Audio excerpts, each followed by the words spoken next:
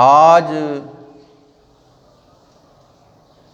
سورۃ البقرہ کی آیت نمبر 184، جس میں اللہ رب العالمین نے تعداد روزہ اور روزے کے حوالے سے چند مسائل جو ہیں وہ بیان فرمائے ہیں۔ اللہ رب العالمین نے ارشاد فرمایا ایام معدودات، یہ روزے جو ہیں رمضان المبارک کے، یہ چند دنوں کے گنتی کے روزے ہیں۔ چند دن سے مراد رمضان المبارک کا چاند نظر آنے سے شوال کا چاند نظر آنے تک، تو یہ چاند کا جو مہینہ ہے اس میں بعض اوقات 29 دن ہوتے ہیں اور بعض اوقات 30 دن ہوتے ہیں۔ 30 سے زیادہ نہیں ہوتے اور 29 سے کم نہیں ہوتے، کم از کم 29 اور زیادہ سے زیادہ 30۔ کبھی رمضان المبارک کا مہینہ 29 دنوں کا ہوتا ہے اور کبھی 30 دنوں کا ہوتا ہے، اور جو اہل ذوق اور اہل عشق لوگ ہیں وہ یہی دعا کرتے ہیں کہ اللہ کرے رمضان المبارک کا مہینہ پورے 30 دنوں کا ہو جائے۔ کیوں؟ کہ اس میں ایک روزہ زیادہ ہے، تو اللہ کی رحمتیں اور قربتیں حاصل کرنے کا ایک دن اور موقع زیادہ ملتا ہے۔ اور جو ہم جیسے عام سادہ لوگ ہیں وہ چاہتے ہیں کہ بھی 29 پر جو ہے نا عید ہو جائے، ہے نا جی، ایسا ہی ہے، اور خوشی زیادہ ہوتی ہے۔ بہرحال 29 ہوں یا 30 ہوں، یہ اللہ کی قدرت ہے، اس میں کسی کا کوئی اختیار نہیں۔ یہ جو لوگ چاند دیکھنے پر مقرر ہیں وہ جو کہہ دیں ان پر ہمیں اعتبار کرنا پڑے گا، ورنہ ہم گناہ گار ہوں گے۔ اگر انہوں نے غلط بیانی کی ہے تو وہ گناہ گار ہوں گے خود۔ ہم یہ کہہ کہ جی انہوں نے ایسے کہہ دیا، انہوں نے ایسے کہہ دیا، یا لوگوں کی جو بات ہے کہ جی مولویوں نے روزہ کھا لیا ہے، جی مولویوں نے روزہ بڑھا دیا، نہیں، یہ غلط ہے، یہ غلط رویہ، اور یہ غلط بات مسلمانوں کو انتہائی نقصان دہ ہے۔ کیا نقصان ہوتا ہے اس بات کا پتہ ہے؟ اس کا مطلب یہ ہوتا ہے کہ جو آپ جن کے پیچھے نمازیں پڑھ رہے ہیں، جن سے قرآن سیکھ رہے ہیں، جن سے دین سیکھ رہے ہیں، آپ ان پہ اعتبار نہیں کرتے۔ اگر آپ ان پر اعتبار نہیں کر رہے تو پھر آپ کے دین کا بھی کوئی اعتبار نہیں ہے۔ بات سمجھ میں آ گئی؟ پھر آپ کے دین کا بھی کوئی اعتبار نہیں ہے، آپ کے ایمان کا بھی کوئی اعتبار نہیں ہے۔ اور جو خود سے ایسے عمل کرتے ہیں اور پھر اعتراضات دوسروں پر لگا دیتے ہیں، بہرحال یہ غلط رویہ یہ ختم کریں آپ اپنے اندر سے۔ ہماری عوام، مسلمان اکثر عوام کے اندر جب چاند دیکھا جاتا ہے، یعنی عید کا چاند یا رمضان المبارک کا چاند، تو یہ لفظ جو ہے یہ کیا ہے کہ تقریباً ہر الا ماشاء اللہ جو لوگ سمجھتے ہیں اس بات کو وہ شاید یہ لفظ نہ ادا کرتے ہوں، تو یہ نقصان دہ ہے آپ کے لیے۔ ہمارا کام ہے، ہم نے بتا دیا ہے، اب عمل جو ہے یہ ہم سب کا کام ہے۔ میں نہیں کہتا کہ مجھ پہ عمل کرنا کوئی فرض یا واجب نہیں ہے، آپ کہہ دیں گے جی لے ہمیں عمل کے لیے کہہ دیا اور خود اپنے آپ کو بچا لیا، نہیں، عمل کے اندر سب ہی برابر ہیں۔ بعض لوگ یہ بھی اعتراض کر دیتے ہیں جی آپ نے کہا جی عمل کرنا آپ کا کام ہے، تو آپ کا نہیں ہے، میرا بھی تو ہے۔ یہ بات بعض اوقات لوگ نیگیٹو جو ہے بہت زیادہ جو ہے فوکس کرتے ہیں نیگیٹو پر، اور جو پوزیٹیو ہے لاکھ ہزار ایک بندے کی خوبیاں ہوں گی اس پر توجہ نہیں کریں گے، اس سے ہلکی سی کوئی غلطی کوتاہی کمی کمزوری ہو گئی اس پر جو ہے ڈانٹ ڈپٹ شروع کر دیتے، اور اپنے لیے نہیں پسند کرتے، یہ بات دوسروں کے لیے پسند کرتے ہیں۔ تو یہ یاد رکھیں کہ یہ جو رویہ ہے یہ آپ اپنا ختم کریں، اس طرح کا رویہ نہ رکھیں کہ جس کی وجہ سے آپ کے اعمال اور آپ کی عبادات اور آپ کا دین اور آپ کا ایمان خطرے میں پڑ جائے۔ میرا مطلب یہ نہیں ہے کہ آپ بات ہی نہ کریں، گنگے بن کے بیٹھے رہیں، نہیں، جو بات حق ہے، جو بات سچ ہے، وہ بات آپ طریقے سے، احترام سے، ادب سے، اگر کسی کو بڑے کو کہنی ہے تو وہاں بھی یہی حکم ہے کہ بڑے ادب اور احترام سے کہیں، اس کو یہ نہ لگے یا دوسروں کو یہ نہ لگے کہ یہ بدتمیزی کر رہا ہے۔ اب یہ تو بات کوئی مشکل نہیں ہے کہ تمیز اور بدتمیزی کا کسی کو نہ پتہ ہو، ہر بندے کو پتہ ہے۔ بہرحال اللہ رب العالمین کا یہ حکم ہے کہ چاند رمضان المبارک کا دیکھ کر روزہ شروع کریں اور شوال کا چاند دیکھ کر روزہ افطار کر لیں، یعنی ختم کر لیں۔ پہلی شوال کو جب چاند نظر آ جائے تو پھر صبح کو عید نماز شکرانے کی، تاکہ اللہ کی بارگاہ میں ہم شکر ادا کریں کہ یا اللہ تو نے یہ نعمت ہمیں صحت تندرستی کے ساتھ پورے مہینے کی توفیق عطا کی۔ ایام معدودۃ، یہ چند دنوں کے روزے ہیں۔ فمن کان منکم مریضا او علی سفر، اگر تم میں سے کوئی مریض ہو یا مسافر ہو تو وہ مریض یا مسافر ہے وہ کیا کرے؟ فعدۃ من ایام اخر، مریض کے لیے روزہ قضا کرنے کی اجازت ہے کہ اگر کوئی مریض ہے تو وہ روزہ اگر نہیں رکھ سکتا تو روزہ رمضان کا روزہ نہ رکھے، جب صحت یاب ہو جائے تو رمضان کے علاوہ جو دن ہیں ان میں وہ روزے کی قضا ادا کرے، ایک روزہ رکھے گا۔ اگر ایک روزہ قضا کیا ہے ایک رکھے گا، دو قضا کیے ہیں تو دو رکھے گا، جتنے بھی قضا کرے گا وہ اتنے ہی روزے دوسرے دنوں میں رکھے گا۔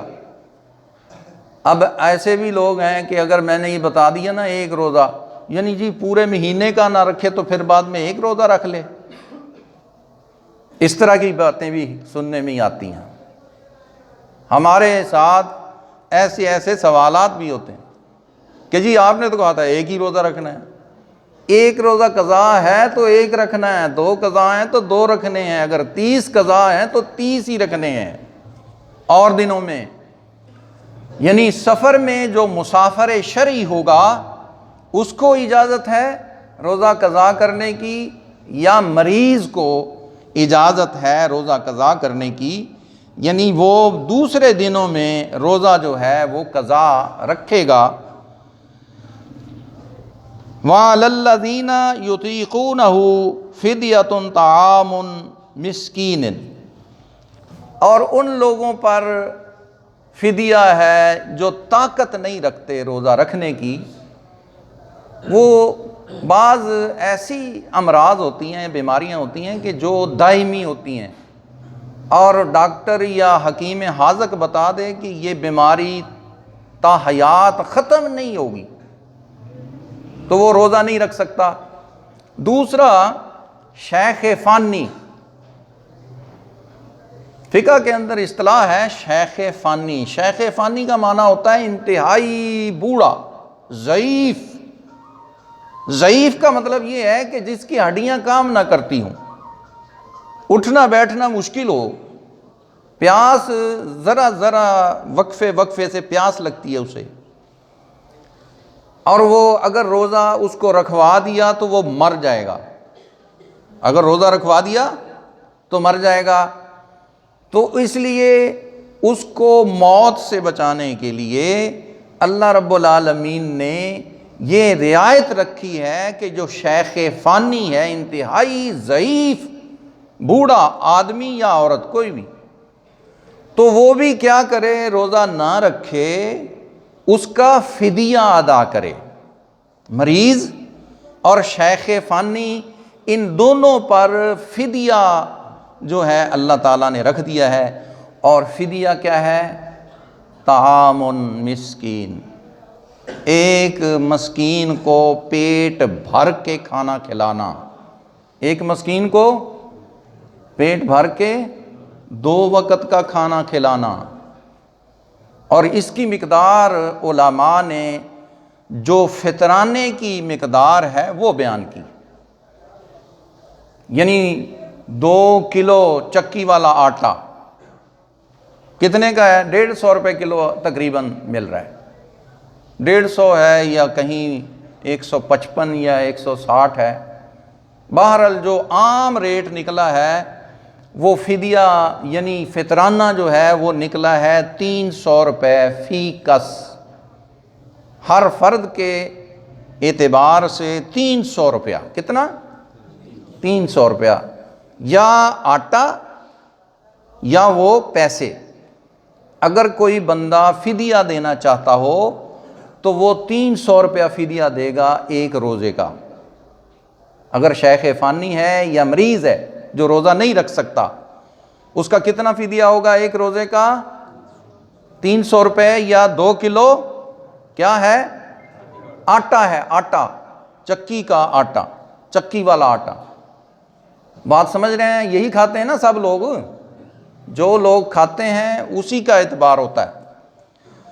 تو یہ 300 روپیہ فی کس، 300 کو 30 سے ضرب دے لیں تو یہ تقریباً کتنا بنتا ہے جی؟ 9000۔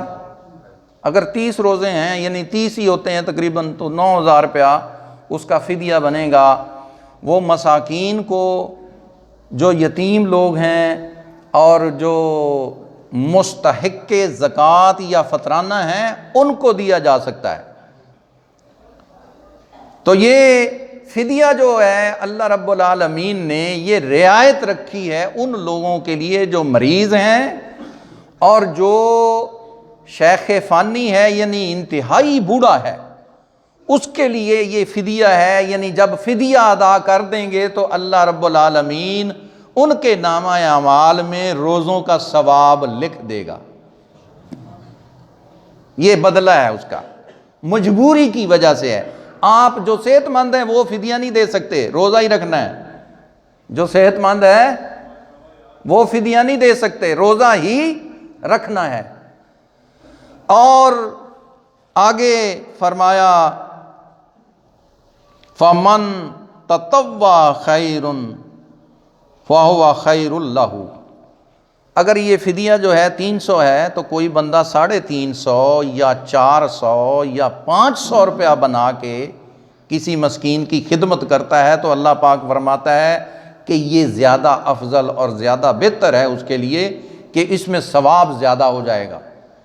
ایک تو فدیہ ادا ہو جائے گا، ساتھ میں صدقے کا ثواب مل جائے گا۔ جو اضافی دے گا وہ صدقے کا ثواب اس کو مل جائے گا۔ سبحان اللہ۔ اللہ رب العالمین تو چاہتا ہے کہ کسی نہ کسی بہانے سے میرے محبوب کی امت کے جو اعمال ہیں ان میں بڑھوتری ہو جائے، بڑھ جائیں۔ اور رمضان المبارک میں اللہ پاک ایک کے بدلے 70 عطا کرتا ہے۔ رمضان المبارک میں جو فرض ادا کرتا ہے، کوئی بھی فرض ادا کرتا ہے، اس کو 70 گنا اللہ ثواب عطا کرتا ہے۔ اور جو نوافل عمل کرتا ہے، صدقات خیرات کرتا ہے، تو اس کو فرض کی ادائیگی کا ثواب ملتا ہے۔ ہم جو یہ 20 رکعتیں پڑھتے ہیں نا رات کو تراویحاں، یہ ہیں نفل، لیکن 20 فرائض جو ہم ادا کرتے ہیں روزانہ، فرائض اور واجبات کی 20 رکعتیں بنتی ہیں۔ کتنی رکعتیں بنتی ہیں جی؟ فرائض اور واجبات جو ہم روزانہ نماز کے اندر ادا کرتے ہیں کتنے ہیں؟ 20 ہیں۔ عشاء کی رکعتیں جو ہیں فرضوں کی، یہ ساری ملا کے فجر، ظہر، عصر، مغرب اور عشاء، یہ 17 بنتی ہیں، اور 3 جو ہیں یہ وتر ہیں، یہ واجب ہیں۔ تو کتنی رکعتیں ہو گئیں؟ 20۔ تو یہ جو ہم روزانہ 20 رکعتیں تراویحوں کی پڑھتے ہیں، نفل ہیں یہ، تو نفلوں کا ثواب اللہ پاک رمضان المبارک میں فرضوں جتنا عطا کرتا ہے۔ تو اب قیامت کے دن یہ فرضوں میں لکھا جائے گا۔ جو ہمارے فرائض قضا ہو چکے ہیں بھلوکے میں، پتہ نہیں ہے، یاد نہیں ہے، اور یاد بھی نہیں ہے، ادا بھی نہیں کرتے۔ اگر فرائض واجبات پورے ہیں تو پھر اس سے اللہ پاک درجات کی بلندی عطا کرتا ہے، روحانیت کے اندر اضافہ ہوتا ہے، انسان کے ایمان کے نور میں اضافہ ہوتا ہے۔ روزے سے بندہ بیمار نہیں ہوتا، بلکہ یہ بہت ساری بیماریوں کا علاج ہے۔ بعض سائنسدانوں نے تحقیق کی ہے، یہ کینسر کا علاج ہے۔ کینسر سمجھتے ہیں؟ انتہائی خطرناک پھوڑا ہوتا ہے، جسم کے اندر کہیں بھی ہو سکتا ہے۔ جن لوگوں کو پتہ نہیں ہے وہ سمجھ لینا، جو لوگ جانتے ہیں وہ تو سبحان اللہ ماشاءاللہ۔ تو یہ کینسر کا علاج بیان کیا ہے۔ اور پھر ایک بزرگ نے یہاں تک کہا ہے کہ روزہ جو ہے عادی طریقت ہے۔ عادی کیا ہے؟ عادی طریقت، یعنی جو بندہ روزہ رکھتا ہے وہ عادی طریقت کو پا لیتا ہے، کیونکہ اس کے اندر شہوت کو کنٹرول کرنے کا نظام ہے۔ اللہ رب العالمین نے روزے کے اندر تقوی اور طہارت کو بھر دیا ہے، پر کر دیا ہے تقوی اور طہارت کو۔ اور یہ بات بلکہ داتا سرکار آپ نے کشف المحجوب میں لکھا ہے کہ یہ روزہ جو ہے یہ باطنی عبادت ہے، باطنی، اور باطن کی صفائی ہوتی ہے۔ اور نبی کریم صلی اللہ علیہ وسلم نے فرمایا کہ روزہ یہ روزوں کا مہینہ میری امت کا مہینہ ہے، اس لیے فرمایا کہ میری امت اس میں اللہ کا قرب حاصل کر لے۔ کیسے؟ کہ اس روزے کے مہینے میں، رمضان کے مہینے میں اللہ رب العالمین خارجی تمام دشمنوں کو، جو سب سے بڑا دشمن شیطان ہے، اس کو جکڑ دیتا ہے، باندھ دیتا ہے۔ انسان کے 2 دشمن بیان ہوئے ہیں، ایک شیطان ہے جو خارجی دشمن ہے، اور دوسرا انٹرنل جو انسان کے اندر اندرونی دشمن ہے، وہ انسان کا نفس ہے۔ اللہ رب العالمین ایک دشمن کو باندھ دیتا ہے اور پھر دوسرے دشمن کو پست کرنے کے لیے روزہ اختیار کرنے کا حکم دیتا ہے۔ نفس کی شرارتیں، نفس کی غلاظتیں، اور جتنی بھی نفس کی شرارتیں انسان کو نقصان دیتی ہیں، انسان کے اعمال میں رکاوٹ بنتی ہیں، نیک اعمال میں، تو وہ تمام کی تمام روزے سے پست اور کمزور ہو جاتی ہیں۔ اور روزہ انسان کے اندر پاکیزگی پیدا کرتا ہے۔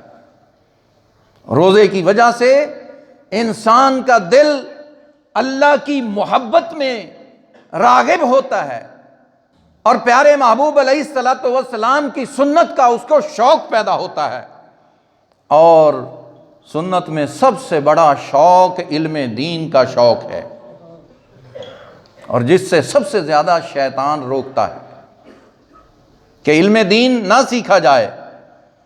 محبوب علیہ الصلوۃ والسلام نے ارشاد فرمایا کہ قرب قیامت میں دین کے علاوہ دنیا والے سب کچھ سیکھیں گے، دین کو چھوڑ دیں گے، دین کے علم کو چھوڑ دیں گے، دین کا علم نہ خود سیکھیں گے نہ بچوں کو سکھائیں گے۔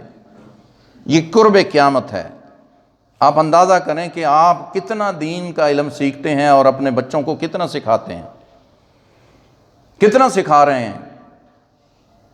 یہ خود اپنی جو ہے اپنا خود احتسابی کا عمل اگر کوئی بندہ کرے، خود اپنا احتساب کرے کہ ہم دین کے لیے کتنا وقت دے رہے ہیں۔ سارے کاموں کے لیے وقت ہے، سب کاموں کے لیے وقت ہے، اور چند چھوٹے چھوٹے دین کے جو مسائل ہوتے ہیں، جو ضروری اور فرض مسائل ہیں، وہ بھی یاد نہیں کرتے، وہ بھی نہیں سیکھتے۔ وقت نہیں ہے جی، ٹائم نہیں ہے، ہمارے پاس اتنا ٹائم نہیں ہے، وقت نہیں ہے، یعنی یہ فضول لوگوں کا کام ہے۔ انتہائی حقارت ہے یہ دین کی، یہ دین کی توہین ہے اس طرح کہنا کہ ہمارے پاس ٹائم نہیں ہے۔ یہ لمحہ فکریہ ہے، سوچنے کی جگہ ہے، سوچنے کا مقام ہے کہ ہم اس وقت کس جگہ کھڑے ہیں، اور مسلمانوں کا اس وقت دنیا کے اندر کیا سٹیٹس ہے، کیا معیار ہے، کس وجہ سے یہ معیار ڈاؤن ہے۔